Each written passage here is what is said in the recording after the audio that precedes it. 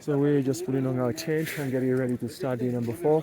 Most of the other groups tours have already left.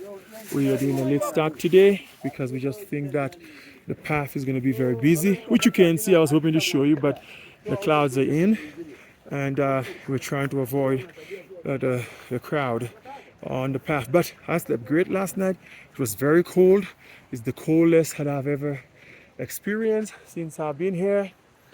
I think it was in the teens last night. But the trick is to layer up, folks. I had my base layer, 250 grams, and then I had my regular hiking pants and my soft shell ski pants on. I had double socks, and for my top, I was able to wear my regular athletic long sleeve shirt, which is what I have today, this blue. And then I had the hoodie. The hoodie is good because it allows you to cover your head, since I don't want to cover my head with the entire sleeping bag, and just put the beanie on with the hood, keeps your head warm. And then I had the fleece. The fleece is a blessing. Go in that sleeping bag, I felt great.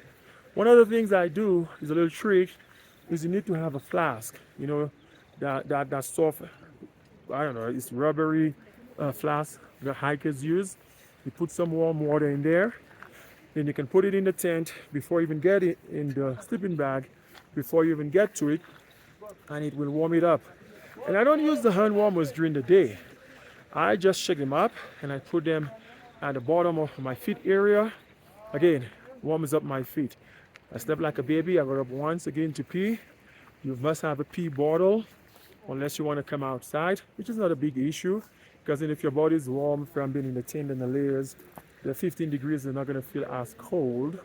And then if you come out to pee, 1 minute, quickly go back in, I think you'll be safe. But the pee bottle, I don't want to go out, so I have a pee bottle. Again, I did well on my health checks. I've been registering mostly 90 for my pulse ox, except for last night I was in the mid 80s. So that's very good. Breakfast was great. The hardest part of today was to use the restroom. The restroom was atrocious. There were feces all over. It smells. You're not used to scooping like this. It's hard on your knees. So it's hard to go under those conditions. So hardest part of the trip. And last night was just, this morning I think, I've never seen it that messy before. It was very, very challenging to go. 2 things I'd recommend to help with that is you could sneak some plastic bags into Tanzania. Tanzania does not allow for plastic bags, but if you sneak it in your socks, just like 5 or 6 at the airport, you may get away with it, and you can wake up earlier than your guides, like 4:35, and do your business in the tent and then dispose it in the toilet, especially if it's biodegradable. Or you can take it to the toilet and turn your back away from the mess and do your business in the restroom there on a plastic bag, and then dispose it as well. At least you're not right over it or right next to it, but you have to contend with the smell. That's what I would recommend. But I just did it the old way, how everyone does, because it's all part of the experience, folks. It is what it is. The other thing you can do with the warm flask too is that as you go to high altitude, your battery will be affected by the cold. Your bladder, the camelback, will be affected by the cold. So if you put a little bit, not a lot, because you don't want too much weight, and then you put it next to the bladder, it will keep it warm. And the batteries, GoPro camera, warm as well. Or you can also get a sleeve for your cell phone to help, because there were times yesterday my cell phone wouldn't turn on because it's just too cold. It's a little foggy, cloudy this morning. It's cold, but once you start to hike, you'll feel warm up. You don't want to over layer because you'll overheat. It's okay to start the hikes a little cold. Once you start to hike, you'll sweat and heat, and matter of fact, you'll be taking things off. Anyway, also with going to the restroom, sometimes part of the symptoms of altitude sickness is diarrhea, and some folks do take Imodium. Matter of fact, I took only one in the morning on days 1, 2, and 3.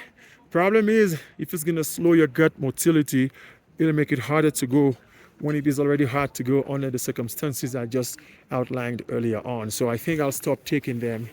And you don't want to overdo it if you take it. So it is what it is. Because you don't want to be stuffed, backed up, bloated, and trying to hike, you know. Anyways, folks are clearing. We are lit. The goal, I misled you yesterday when I told you the goal was to go around the wall and climb up. No, the goal is to climb the freaking wall. It looks extremely daunting, folks. Let me see if I can show you what it looks like, and if it rains, it's not going to be any easier. See, folks are climbing the wall right now.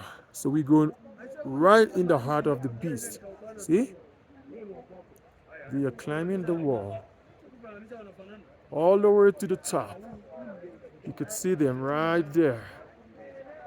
Yes, that's what we will be doing today. That looks daunting. You know, this giant wall. Kili, of course, is right there. You can see it is covered in clouds. But boy, whew, what a way to start the day. Wow, and that's why I guess we started late, because we don't want to be caught in the traffic there. So, guys are clearing the tent. We are soon there, one of the few ones left. And this is how we're going to start day 4. But day 1, 2, and 3 is in the books. Looking forward to day number 4. It's going to be a short day today. I think from here in Baranco camp, we'll be going to Karanga. I think Karanga camp. It's about 4 miles, about 4 or 5 hours of hiking. Spend the night there. We'll have a little elevation again, and then we'll have an early day around 2:30. We'll get there 3ish because we're leaving late, and then that will be it for the day. And then we'll brace for more on day number 5. So this is it. We'll see you then. Let's do this. Day number 4.